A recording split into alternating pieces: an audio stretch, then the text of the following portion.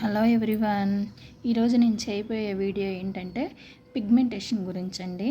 ప్రతి ఒక్క మహిళ ఎక్కువ ఫేస్ చేస్తున్న ప్రాబ్లం ఈ రోజుల్లో ఏంటంటే పిగ్మెంటేషన్. 100 మందిలో 70% పిగ్మెంటేషన్తో చాలా బాధపడుతున్నారండి. దానిలో నేను కూడా ఒకరిని.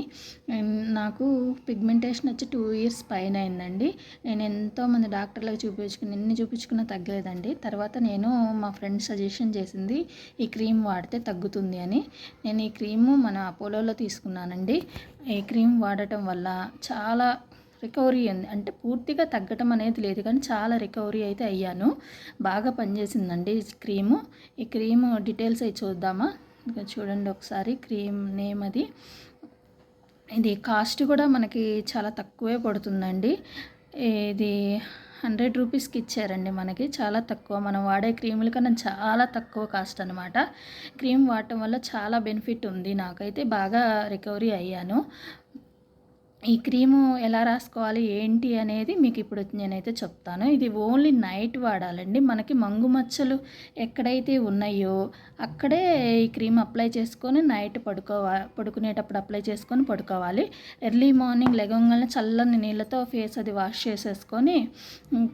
ఫేస్ వాష్ చేసుకోవాలి. అలా కంటిన్యూగా, అంటే 10 డేస్ వాడాము తగ్గలేదు, ఒక 5 డేస్ వాడాము తగ్గలేదు, 1 మంత్ వాడాము తగ్గలేదు అనేసి మాత్రం అనమాకండి. ఎందుకంటే ఇది వచ్చింది పోవటం అనేది చాలా కష్టము.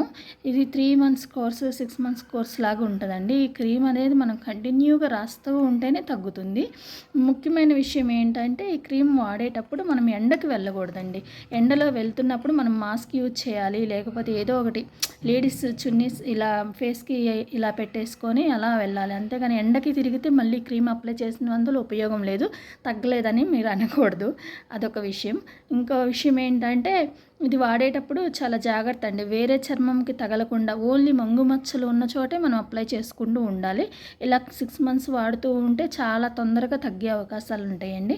ఎందుకంటే నేను ట్రై చేశాను, అందువల్లే మీకు ఈ సజెషన్ ఇస్తున్నాను. కాబట్టి మీరు కూడా ట్రై చేసి చూసి చెప్పండి, కామెంట్ చేయండి.